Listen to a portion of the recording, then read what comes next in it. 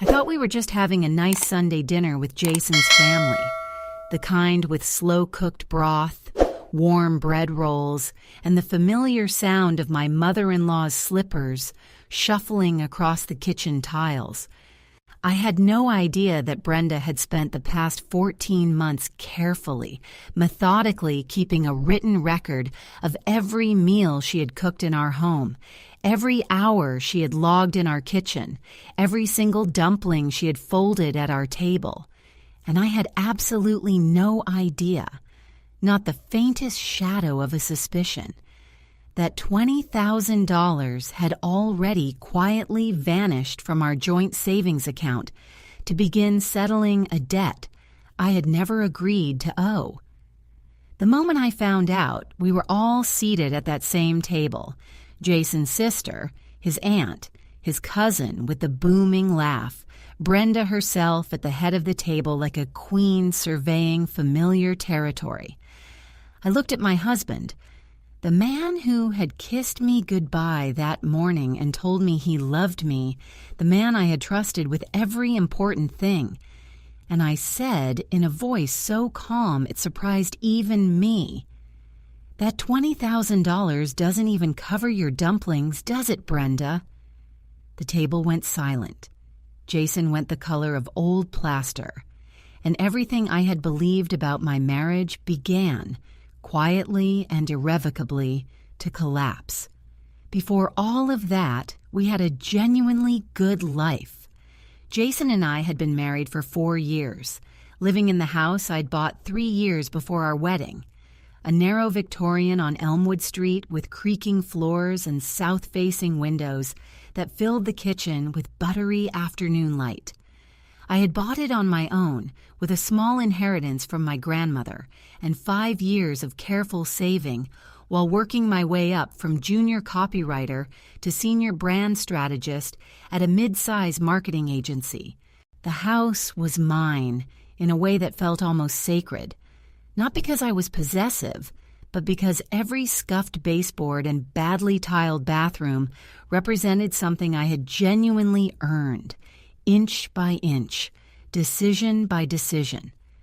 I had painted the living room walls myself on an October weekend, a warm terracotta that deepened to burnt sienna in the late afternoon light.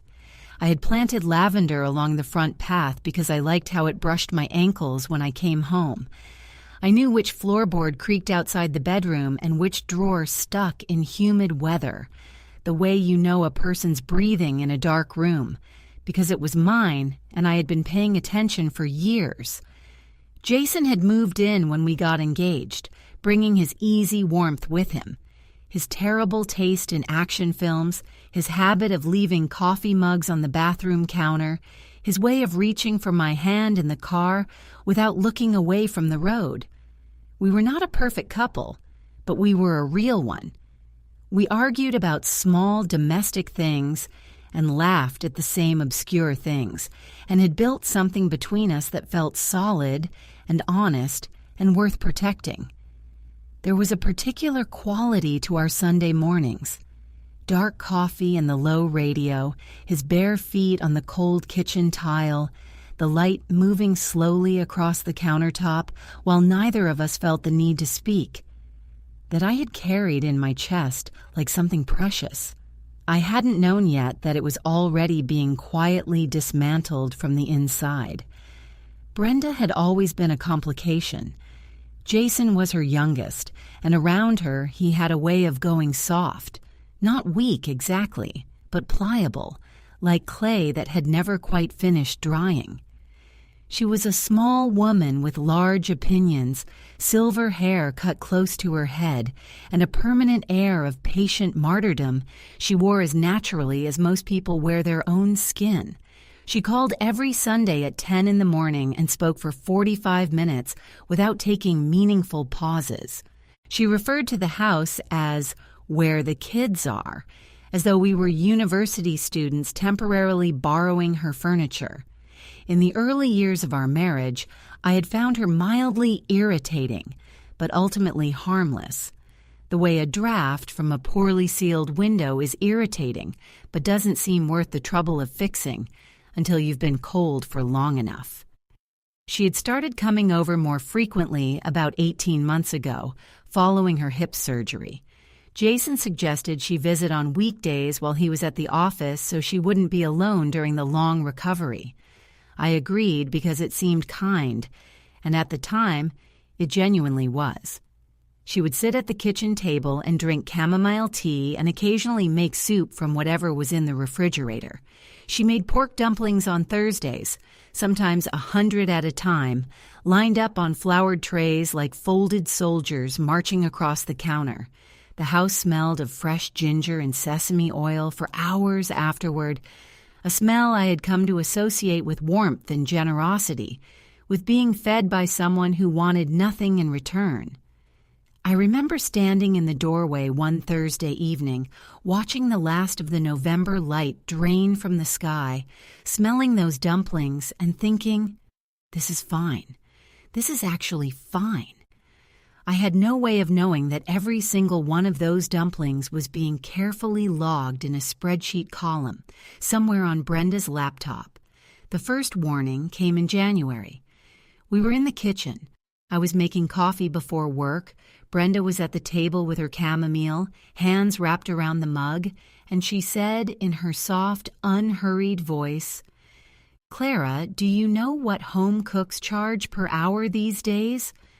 I turned and looked at her directly.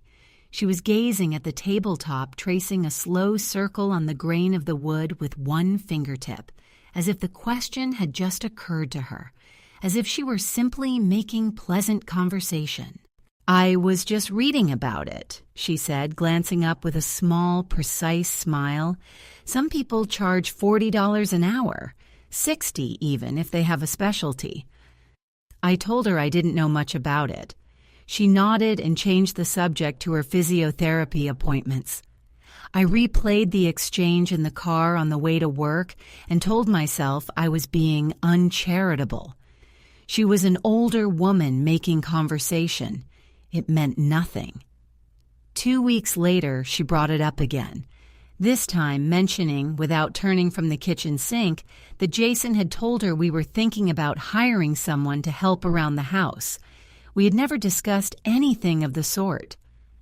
"Oh," she said simply when I told her, "maybe I misunderstood."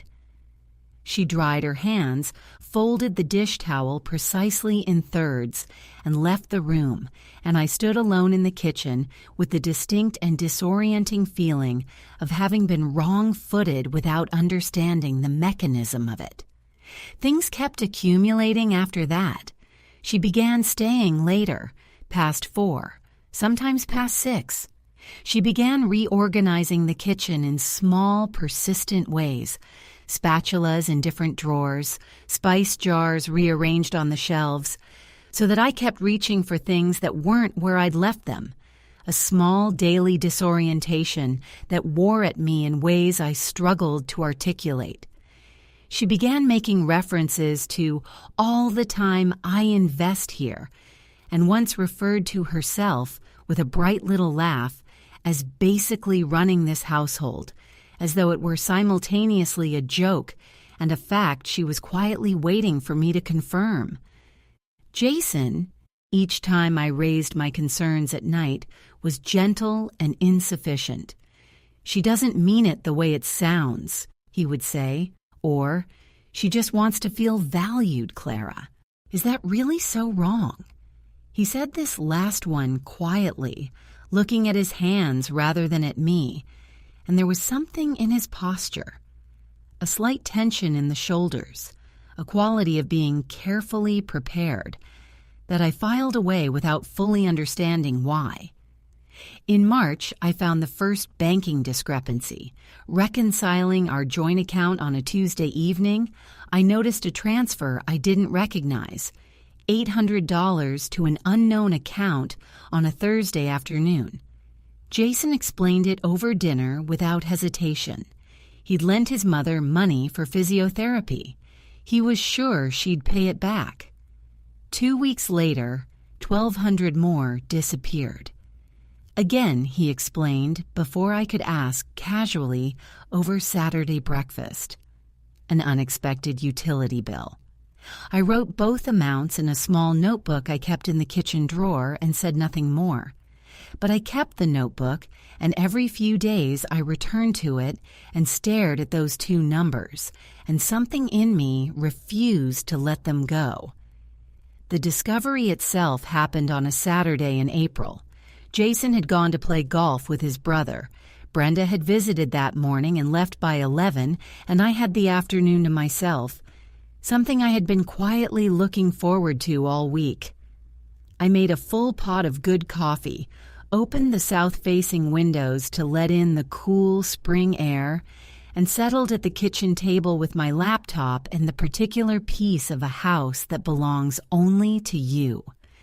It was one of those thin, clear April days when the light comes sideways through the glass and every surface looks clean and permanent.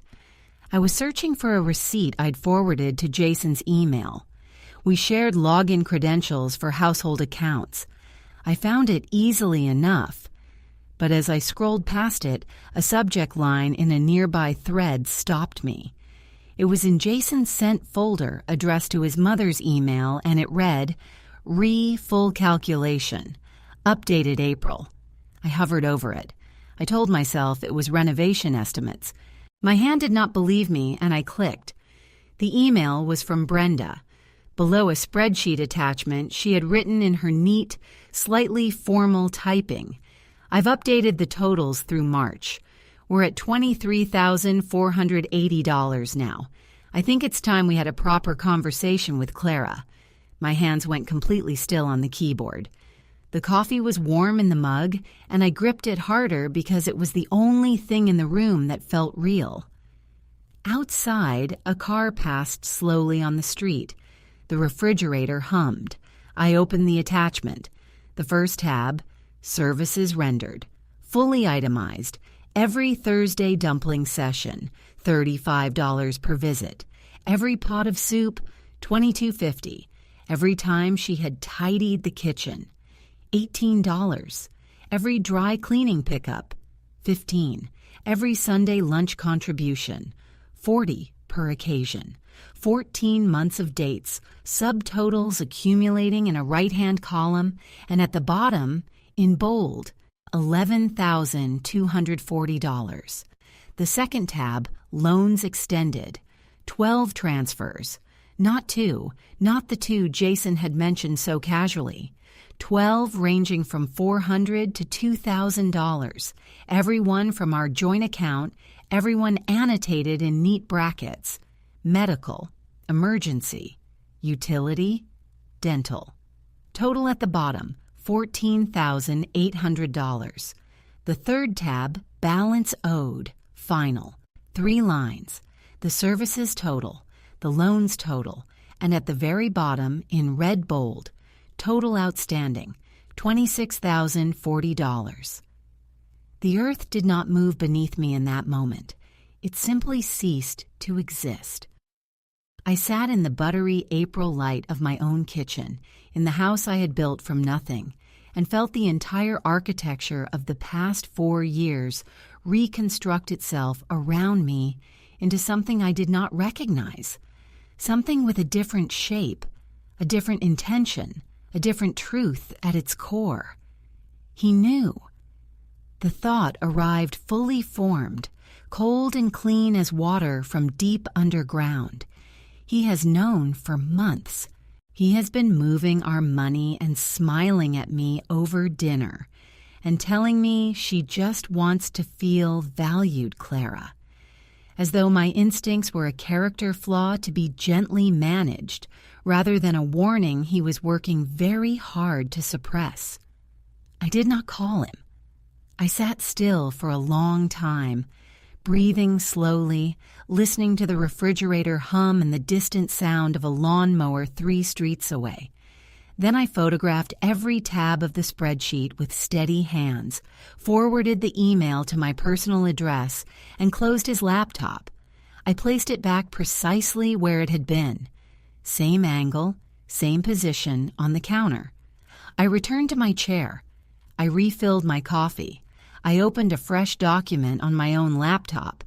and I began, very carefully, to think about what came next.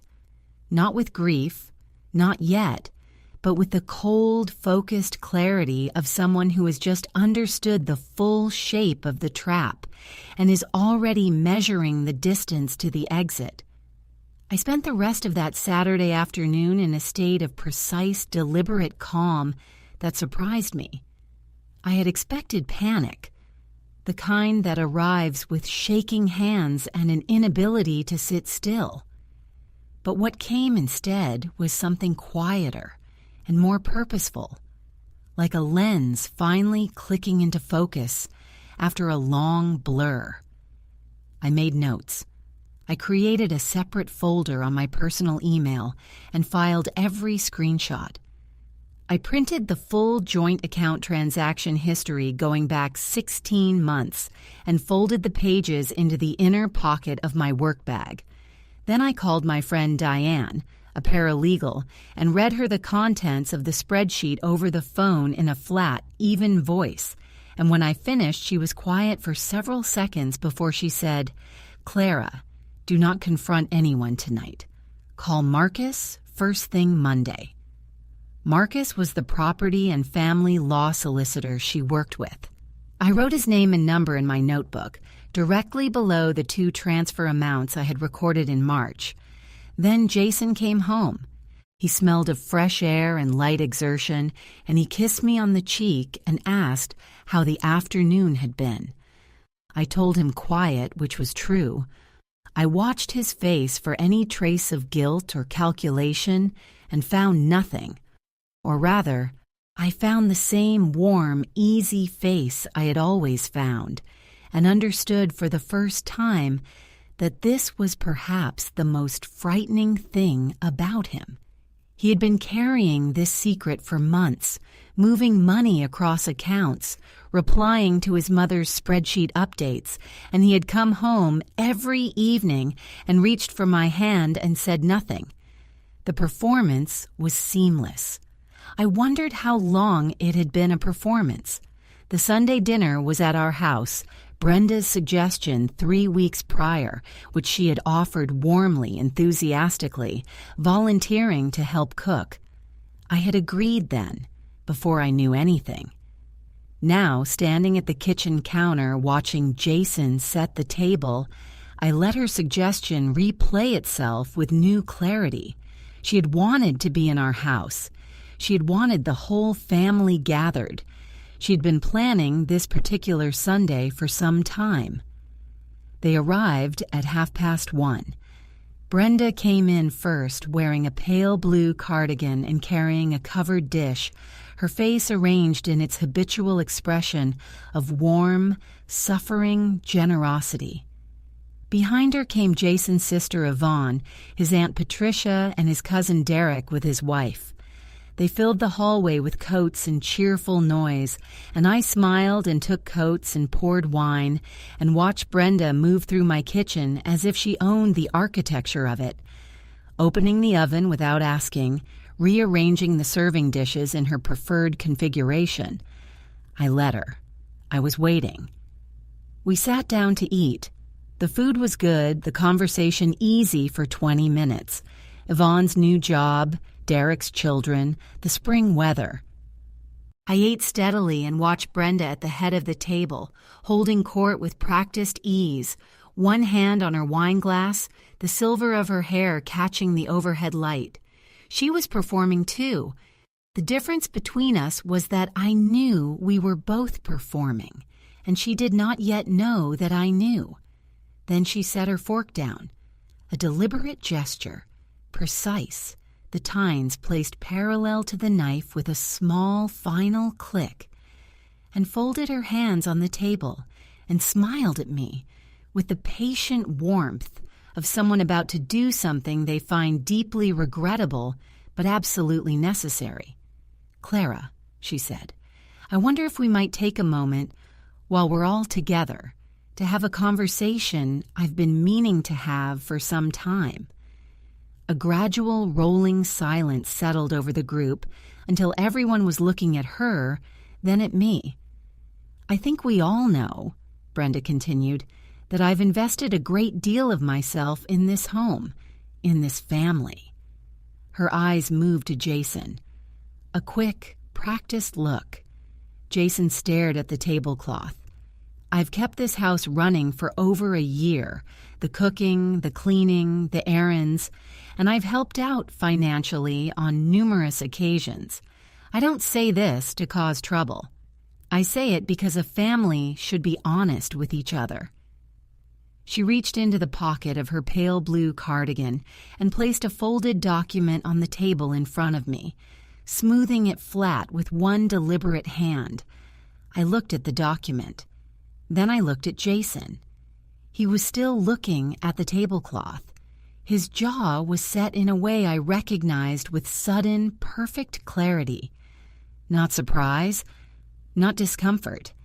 The face of a person who knew exactly what was coming and had already decided not to intervene. "Jason," I said, "look at me." He looked up. His eyes met mine for 2 seconds before sliding toward his mother. "I think," he said carefully, "that Mom just wants to have a conversation. We can—" "Did you know about this?" I said. A pause. "We discussed it. Last month." I unfolded the document. It was a typed letter. Services rendered, loans extended, the same categories I had seen in the spreadsheet the afternoon before. The total cited at the bottom was $28,500. She had added 2 more weeks since updating Jason, and at the bottom, one final paragraph I had not been expecting. In lieu of a cash settlement, the undersigned would accept a formal arrangement granting right of residence in the property at our address for a period of no less than 5 years, with associated household costs shared proportionally. My house. She was asking for my house. I set the letter down with a hand that was entirely steady. Inside, something cold and bright moved through me. Not anger, but absolute clarity. The way a room looks when every light is switched on at once. I thought of the deed to the house, filed in my name only. I thought of Diane's voice on the phone. I thought of the notebook in my work bag. "Brenda," I said, "did Jason know about this letter before today?" "We discussed it, yes, as a family." "When, Jason?" "Last month," he said, almost inaudibly. The silence that followed had weight. Patricia had stopped reaching for things. Derek had put his fork down. Yvonne was staring at her brother with an expression between discomfort and dawning recognition. "So," I said, still quiet, still entirely composed, because I understood that composure was the most devastating thing I had available to me. "Last month, you and your mother sat down and discussed presenting me with a document demanding $28,000 or the use of my house, and you said nothing to me about it. And then you came home, and you had dinner with me, and you told me you loved me, and you said nothing." Jason's mouth opened. "I was going to tell you. I needed to find the right—" "Did you also know," I said, "that your mother has been keeping a detailed invoice of every dumpling she has made in this kitchen? Every soup? Every errand?" I held up the letter. "The totals in this document match a spreadsheet I found on your laptop yesterday afternoon, a spreadsheet your mother emailed to you in April, titled Full Calculation. She emailed it to you, and you replied." Brenda's chin lifted. The warmth in her expression tightened.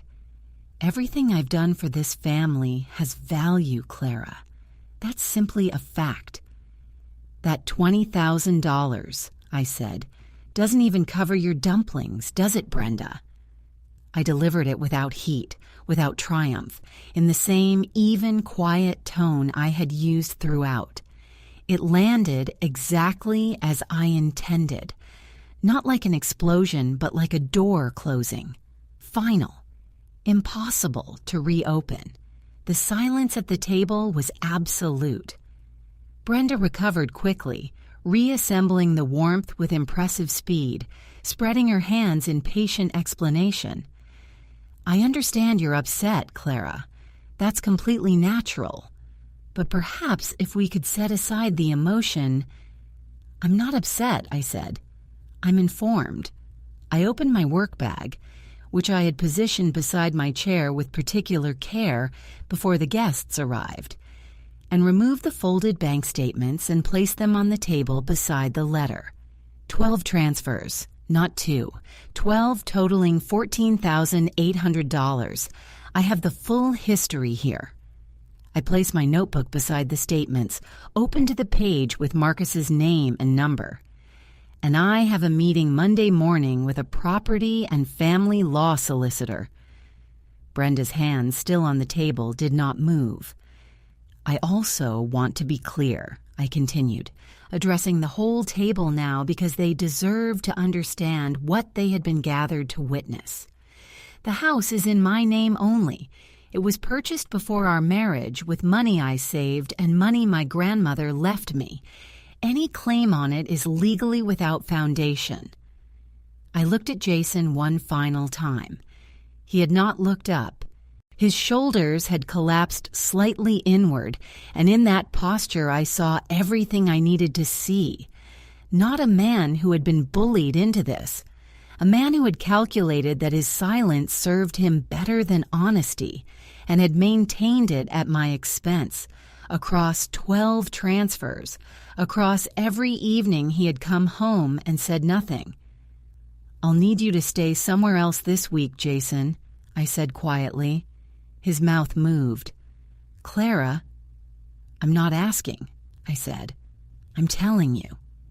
I stood, collected the bank statements, placed the letter in my bag, looked once more at Yvonne, whose face had settled into something that looked very much like shame, and then walked to the kitchen and made myself a cup of tea with hands that shook only slightly, and only once I was entirely alone.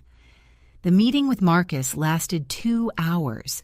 He reviewed everything, confirmed the property claim had no legal merit, and advised me to separate the accounts immediately. I had already done it that morning. The 12 transfers, he noted, represented a significant marital financial breach, and depending on Jason's demonstrable involvement, there were options worth exploring. I told him I would be in touch. Brenda called 3 days later. She was warm, patient, regretful. She had only wanted security.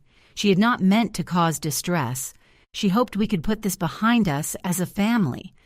I listened to the entire speech without interrupting. When she finished, I said, "Brenda, I've forwarded your spreadsheet, your letter, and your email correspondence with Jason to my solicitor.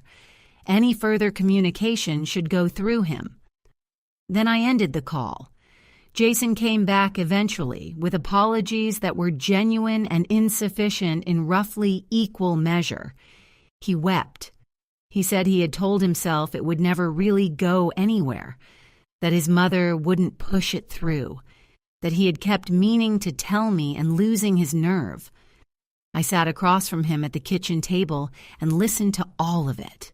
And then I told him that the problem was not being caught between his mother and his wife.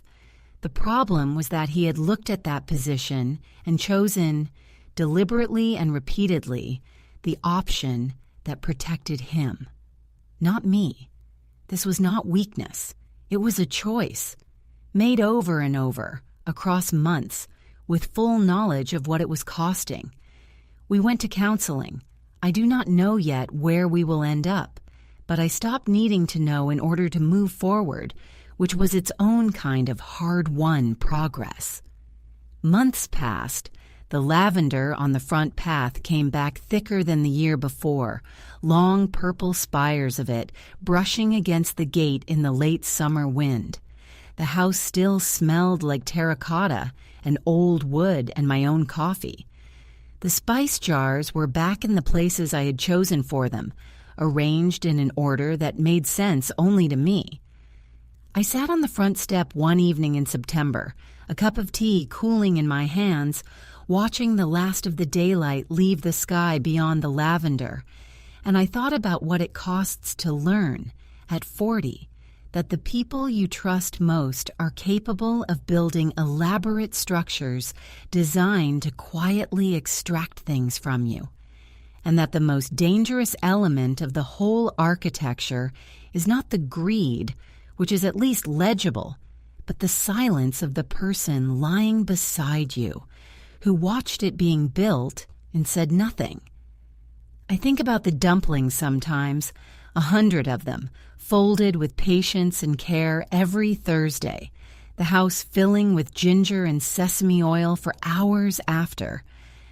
I think about how long I stood in that doorway and believed it was simply kindness. It cost me $20,000 to understand that some meals are never free. It cost me considerably more to understand that the person I most needed honesty from was not Brenda. It was Jason. And that knowing this clearly, without self-deception or softening, was the beginning of something I was not yet finished building. Something that, this time, would belong entirely to me.